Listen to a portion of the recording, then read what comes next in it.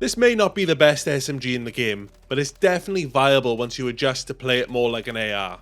With the attachments I've got on this gun, it actually is a lot of fun to use.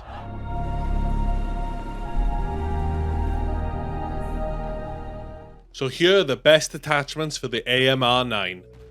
Pretty much immediately after picking up the gun, I felt that it was severely underpowered for its fire rate, so a barrel was essential to improve this weapon.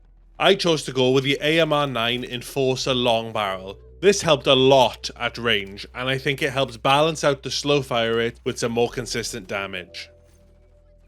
As for the sight, it always comes down to personal preference. I chose to go with the slate reflector as the weapon is basically a mini AR at this point, so it made sense to help it out in ranged gunfights. You could still use the iron sights on this gun and it would be effective. Maybe stick a suppressor or a grip to improve speed on it if you decide to do this. As I was playing with the AMR9 like an AR, I decided to give it the traits that an AR doesn't have, and that's movement speed. I went with the Pipeline Pro LTS stock to add movement speed and a bit of sprint speed.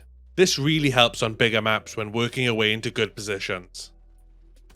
The weapon definitely needed more ammo, but it was already beginning to slow down and I didn't want to push it too far by going with a 100 round drum. So I met it halfway and decided to go for the 50 round mag. And I feel like this does well to balance out having enough rounds with movement and usability. Having used this mag, I don't think it would benefit from the 100 round drum unless you're adding other attachments to balance out the speed.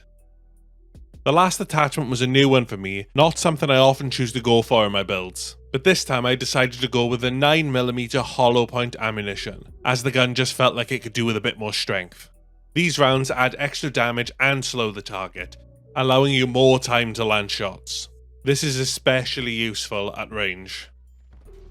This gun is really enjoyable at times, but I feel like it could do with a buff at some point, mostly to its overall damage. I hope this build was helpful.